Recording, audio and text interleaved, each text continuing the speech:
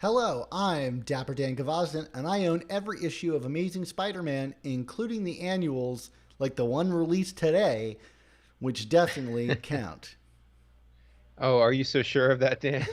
I'm mischievous Mark Ginocchio, and I too own every issue of Amazing Spider-Man, including the annual that came out today. But that they don't count, Dan. So let's just stop pretending. I should probably not have brought up the one from today because it probably makes your case better than it makes my case because it's another one of those 8-part crossovers across everybody's annuals that, like, I would love to know who the audience of these stories are. Is there really someone out there that buys all 8 parts to the annuals? I gotta know. Uh, your question is as good as your guess is as good as mine, Dan. So Well, before I get myself too deep in a ditch here, welcome to the Amazing Spider Talk, the show where two fans and collectors uncover the strange, fun, and fascinating history of the Spider Man comic universe. Thanks for joining us for this review episode of the Amazing Spider Talk.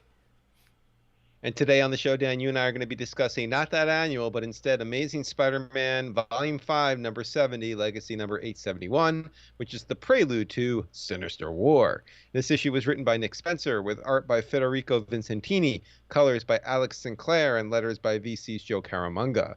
The cover is by Mark Bagley, John Dell, and Brian Reber. This issue was first released on July 7th, 2021. Dan, we are getting into the nitty-gritty here on Amazing Spider-Man and Nick Spencer's run. Why don't we start breaking this one down? Yeah, I mean, Mark, this to me is like the final transition issue of Nick Spencer's run. We've kind of, this is a format I think that we're fairly familiar with at this point, which is, you know, kind of the check-in with all the characters before a big story thing. And I think true to form, his best stuff has been these transition stories. It's when we get into the actual story that the problems seem to arise, for me at least, because I really liked this issue. I thought it was a lot of fun, and I'm interested in a lot of the stories that it's setting up, and I'm excited that, you know, I don't want to say that I'm excited that Nick Spencer is leaving the book because that's not really the emotion that I have. I'm excited that these storylines seem to be coming to a head, and this issue does a good job of kind of moving a lot of them forward. Yeah, I mean, this was definitely a palate cleanser coming on the heels of the clone, or the chameleon conspiracy conclusion or lack thereof that we got the week before. I mean, you know, we're getting Spider-Man content in rapid succession right now. Who needs a team of artists and writers when you can just pump these things out once a week like we've been doing the last couple of months here. You know, it's like you. I enjoyed this. Like you, I've seen this movie before, so it kind of my expectations are still fairly tamped because I just, you know, it's hard to get too excited, but at least it's nice, as you alluded to see some of these threads finally seem to be getting sewn up a bit, or at least the threads are there to be sewn up. Like, will he do it? We'll find out.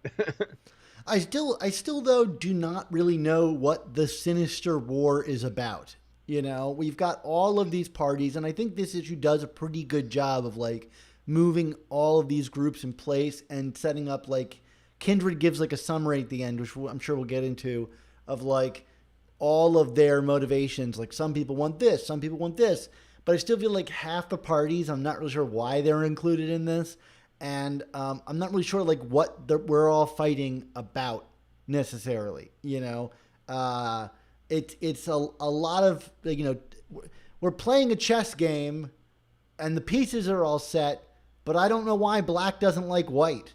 And so in that regard, I'm a little confused, even as I enjoy, you know, some of the setup here. I think a lot of that has to do with Vicentini and his artwork, which I still think is incredible. And I'm really bummed, and I hope that this changes in the future, that we did not get his name announced in that recent announcement about all the different artists on the Beyond team. Like, to me, this guy is a Spider-Man artist. I mean, he's been great on other books, but I really love this stuff here, and I think he should be attached to this title for a long time. And if this is his, like, swan song issue. I mean, he did a great job, but I would be really bummed if this is the end of Vicentini on a Spider-Man title.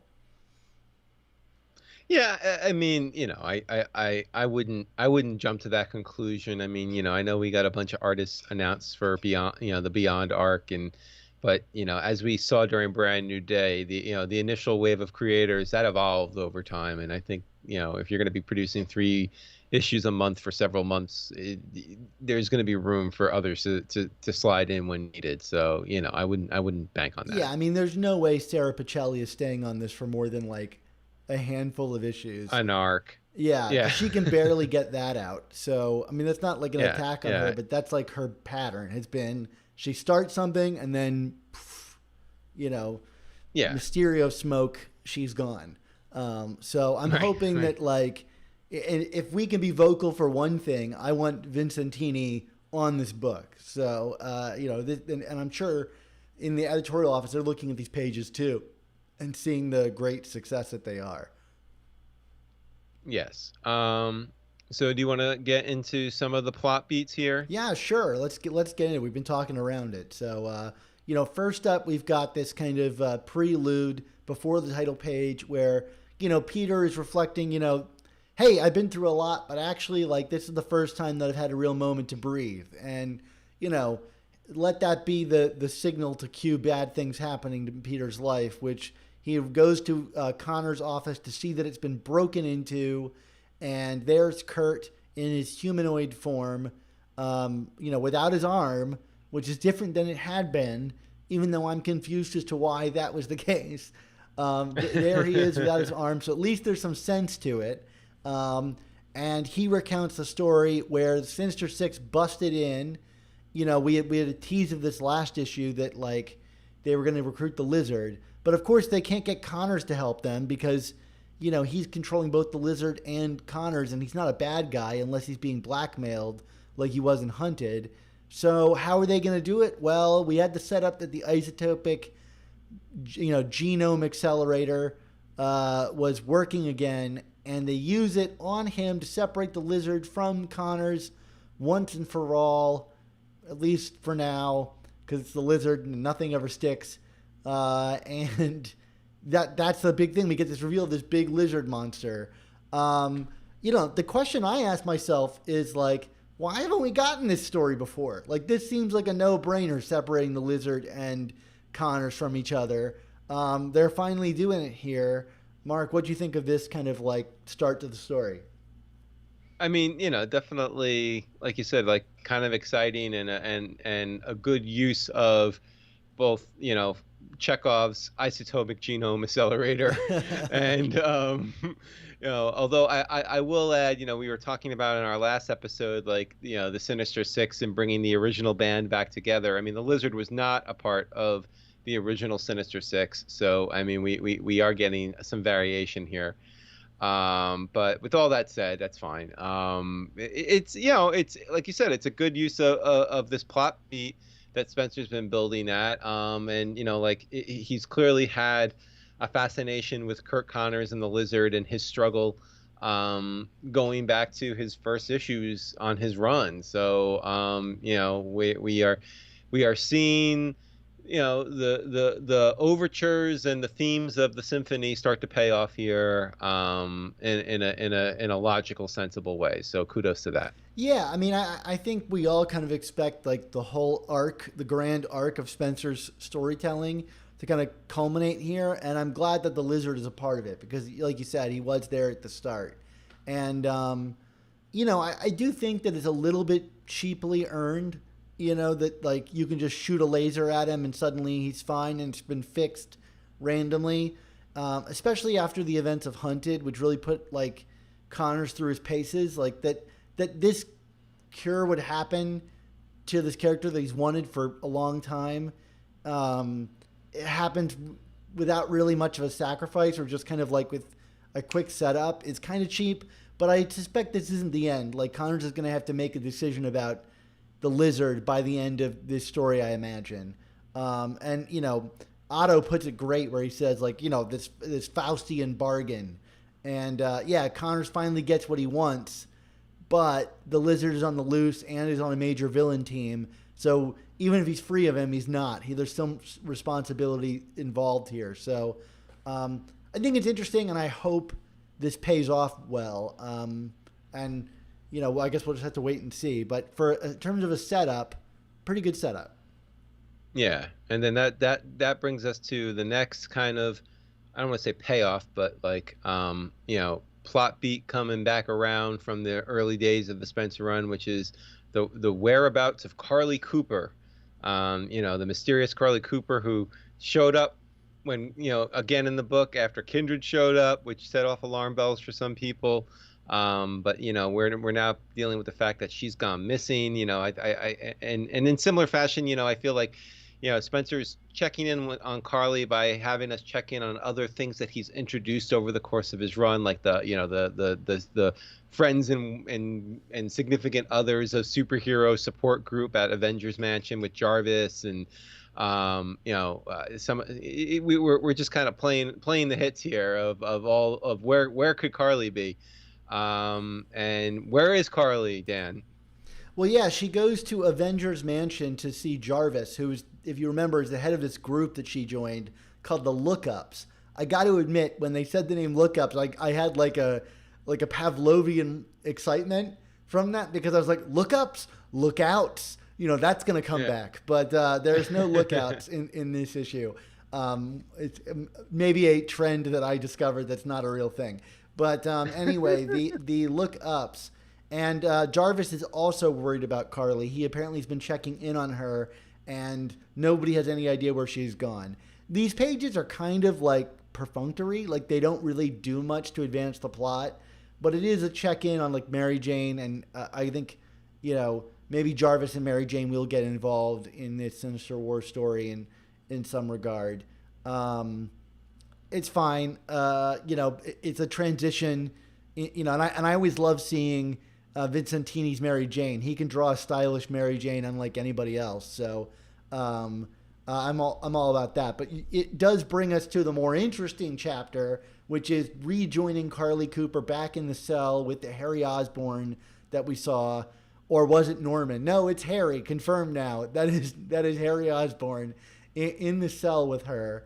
And they start kind of trading stories about how they ended up in that cell. And Harry is allowed to go first because, of course, his is going to be way more interesting than Carly's. So, right. What does he tell her, Mark? What is so interesting? Well, he's just basically like, yeah, I'm finally out on my own. I got my wife, I got my kid, everything's great. And then, there's some weird things with Osborne accounts. Like, oh, so it's a banking error that brought you back out. And he went to visit one of his father's real estate holdings, and then he gets ambushed by Kindred and then captured. So, like I said, it's a banking error, and that's why Harry Osborn, or Harry Lyman, I guess, is probably the more accurate descriptor here, if we are to believe what we are to believe here. And then that's it. It's and I kind of laughed because Carly's like, you should go first because your story is probably far more interesting. And it's like, it's fine. I got really excited, and then I was like, is that it? Like, he just got, like, he's going to his father's real estate holdings, and then Kindred, like, captures him in an alley? Like, okay. But, Carly may not have been a great prognosticator, but her story is actually really fascinating. So, but she chooses not to tell it to Harry because she doesn't want to upset him or whatever. So we get a kind of like internal recounting of it from her. And she kind of confirms exactly what we were kind of theorizing, or I don't know who was theorizing it. But that the other body that she found in the morgue was Harry's skeleton, complete with his hair, which I thought was hilarious. Even in death, his hair is neatly aligned in rows. What's that? I said Tootsie Rolls don't decay, apparently. Yeah, well, I mean, hair doesn't decay, so that's accurate at least, but not for a long time. But anyway, kind of strange. But we needed to know that the skeleton was for sure his, and Mary Jane looked at the skeleton, or not Mary Jane, Carly Cooper looked at the skeleton and immediately knew no one else has got that hairstyle. It must Yeah. be Harry's body. So this is really interesting. Does this like just make you? I mean, it's played as like a big reveal, but not like it's not the end of an issue. So I think that they kind of expected that we would get here with this. I mean, how many times do we have to kind of circle the like it's Harry Osborn thing? I guess this is our first real confirmation that like, hey, Kindred is probably the Harry Osborn pre Spectacular 200, right? Is that where it's meant to lead us, you think? Yeah, I mean it's yeah, I mean, which is kind of what I've been saying mostly this whole time, which is like, is he, yeah, not necessarily thinking that the other Harry was going to be alive and out there per se, but this like along the lines of this is not, this kind of personality shift is not, incumbent on a character. I mean, I know it's comics, but like to me it felt like this is a different variation of this character, but so we're kind of playing like Russian nesting doll games here, which is like, okay, so we have Harry Lyman, we have Harry Osborn, but we also have his corpse, and then there's Kindred. So who is who? Obviously, I'm assuming this is all going to get resolved in a logical way, or maybe illogical, but at least it'll attempt to be logical. Yeah, I think it's pretty clear at this point that the Harry from Brand New Day on is not the same Harry that people are seeing as Kindred.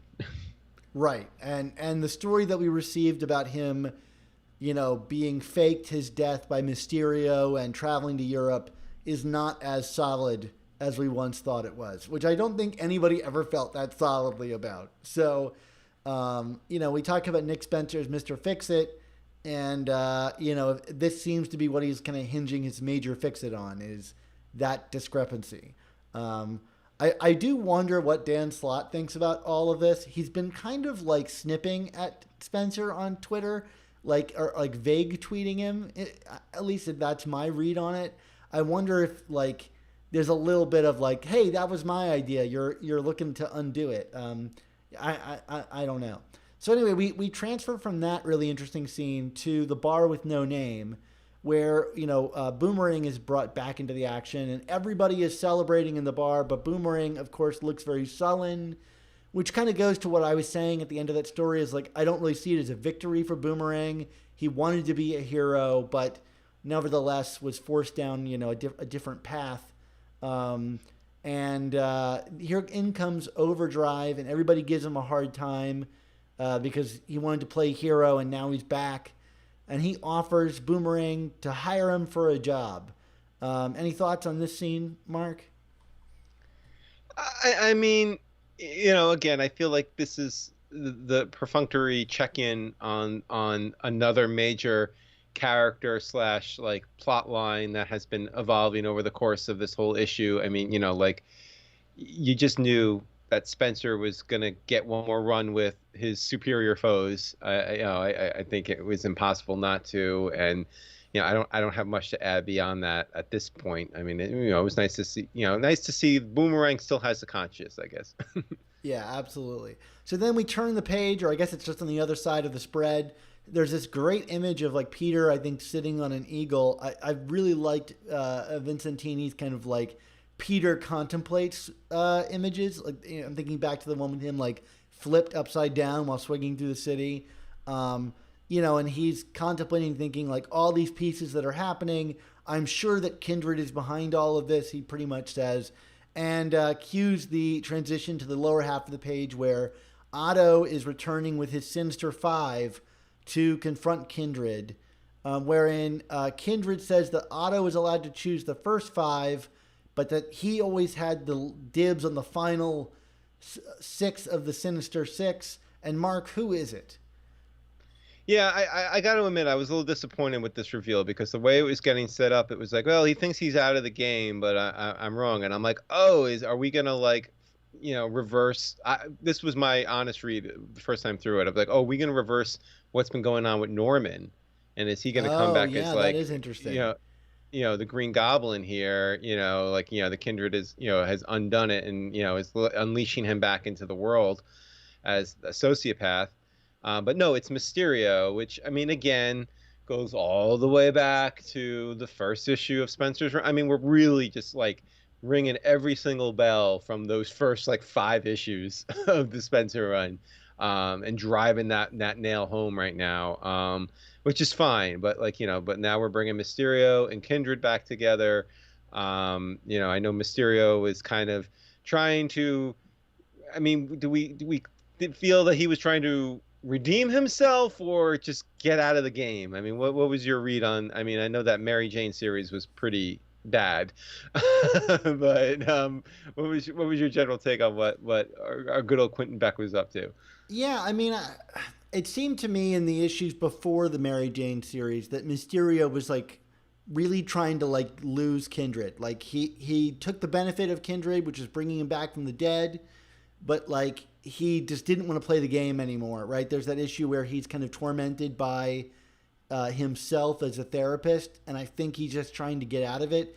And so the Mary Jane series allowed him some kind of like escape. I really don't like that series. I've said it many times, and I think that Mysterio characterization there is really bizarre. And when we came back last, we saw Mysterio. He was like buddy buddies with Mary Jane, but I don't know if that means. I think we're meant to believe that he's trying to turn good in some way, even if I don't think the character is truly redeemable in that way, based on his history. So I don't know. Are they going to blackmail him? I'd be curious. This image of him, he looks kind of like tortured a little bit, but I'm not really sure how to read. Like, was he being summoned in there? I don't know. So. Remains to be seen.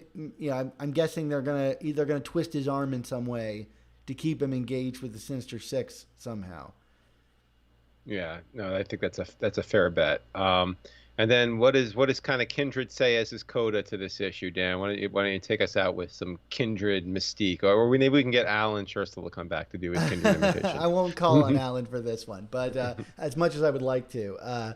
No, Kindred like kind of lays out the stakes of everything here. Like everybody, all the different teams' motives. It's like there's 6 Sinister Six teams from all all over this run that are all. I think a really brilliant 2-page spread from Vicentini laying out all the players in this game, like 30 some of them, and I got to admit it was exciting to see. I don't necessarily know that I like buy that all these people are truly that invested in whatever it is that we're doing here. But, and I expect the story to be just a complete cluster, but there are ways to write those cluster stories well, and I think splitting this into 2 books, right? There's the Sinister War books and the Amazing Spider-Man books, where it seems like this big battle is going to take place in that Sinister War book, whereas the Kindred stuff is going to take place in the primary book. I am curious to see how this all works out. So in terms of look, say one thing about Spencer. His preludes are always exciting. The stories, not so much. So this one sold me. I by the end of this, I was pretty hyped. Yeah, so do you have a grade for it, Dan? Yeah, this one's like a solid B for me. Yeah, I'm right there with you. I'm giving this a B. I mean, it's good setup. I mean, is the follow through going to be there? I mean, we'll see. We've said this before with this run, but like this was as good as a setup as we've gotten in a while from Spencer, and at least for the time being, looking forward to what comes next. Well, I mean, like this is it, right? I mean, like after this issue, all the chips are on the table, right? If Nick Spencer has been building towards this in whatever fashion, as critical as we've been of bits and pieces of it, like this is the story that it's all been building to. And if there's no vision for this story or no coherent vision to the story, like I don't know how you kind of recover from that, Yeah, and it's going to get exposed very quickly, frankly, if there's no vision for it. I mean, every card is on the table right now, whether you're talking about Kindred, Sinister, the classic rogues, Lizard, Kurt Connors, Carly Cooper, MJ, Mysterio, Boomerang, the Bar with No Name, everything has been laid out.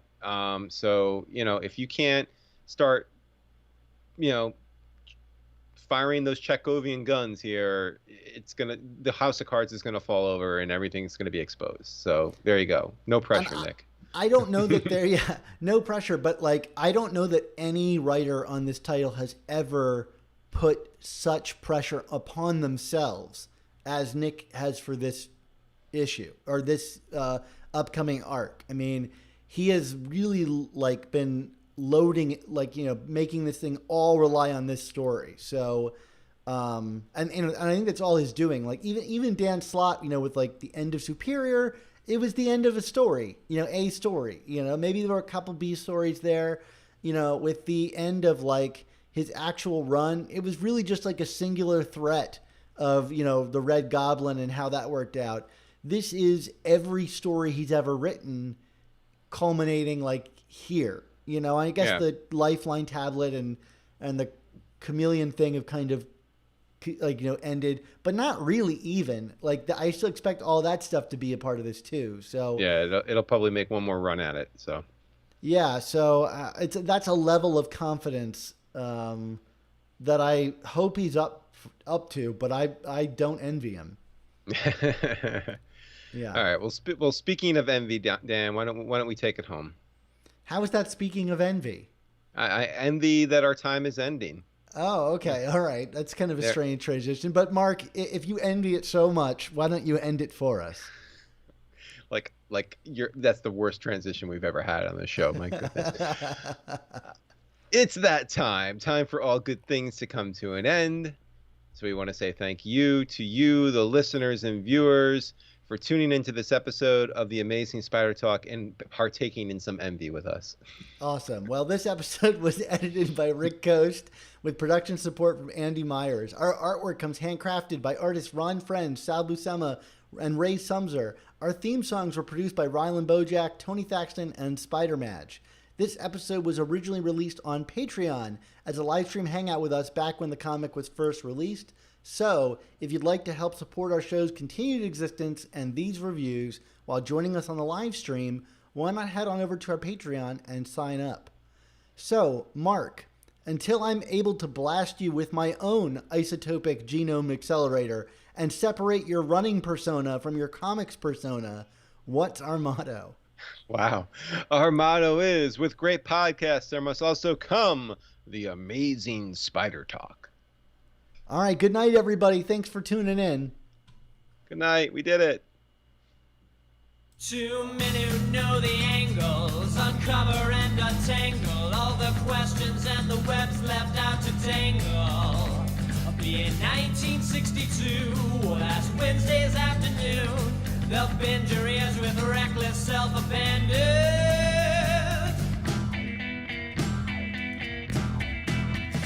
The amazing Spider